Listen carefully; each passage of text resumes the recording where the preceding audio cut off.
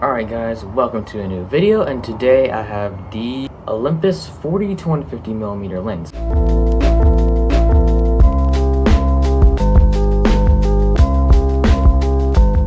Now, this is the original 4/3 one from, I want to say 2003 to 2005. I might be wrong on that, but yeah, basically this is the original 40 to 150mm lens, and well, there's some untold secrets that Olympus has hidden from us. I wouldn't say hidden, but yeah, on their newer lenses, you might know that they're cheap in plastic. They're literally called the Plastic Fantastic, and the aperture is f4 to 5.6. Now, this lens has a higher quality plastic build. I know, yes, still plastic.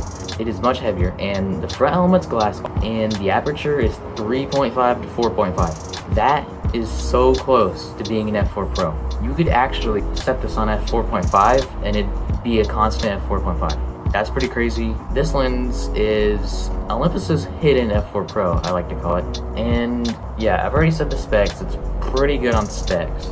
Now, there are some drawbacks with this lens. One, it is a 4/3 lens, so you're gonna have to buy an adapter, which they're not too expensive. If you buy a third-party adapter, which is what I have, you can get them for like 30-40 bucks. They're really not that expensive, and they work great. And this one actually is weather sealing, so if I want to buy another lens later. But yeah, 4/3 lenses right now are the best value lenses you can get on the market. I'm telling you, this lens was $50, and the micro 4/3 equivalent is 80-90 bucks, and this is obviously so much better. The 4/3 lenses are very good value right now, especially this lens, and nobody's buying them, so I'm gonna raise some awareness. Now, don't go crazy, because there is some issues with buying 4/3 lenses, especially the older ones. This focus mechanism, it is very much 2000s DSLR style. It's loud. To put a clip of it right here. It's very loud, very slow, and very mechanical.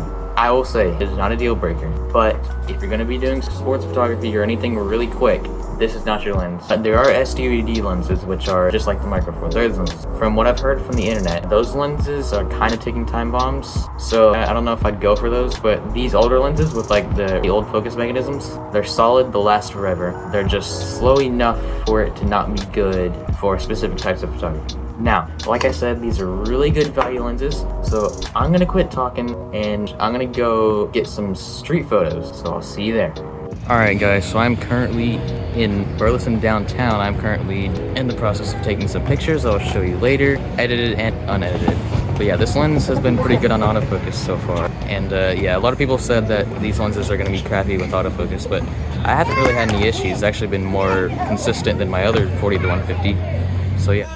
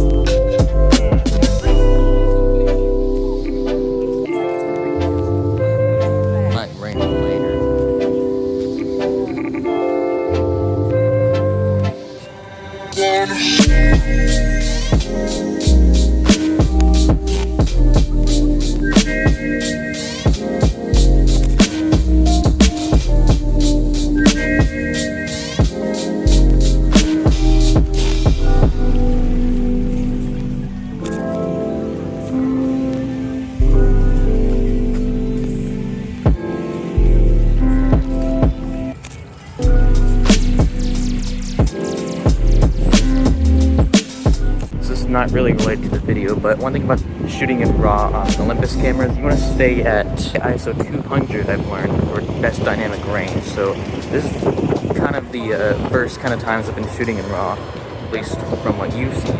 But yeah, staying in ISO 200 this whole time at 1/2500, even though it's kind of dark out here. But even with no stabilization, it won't work.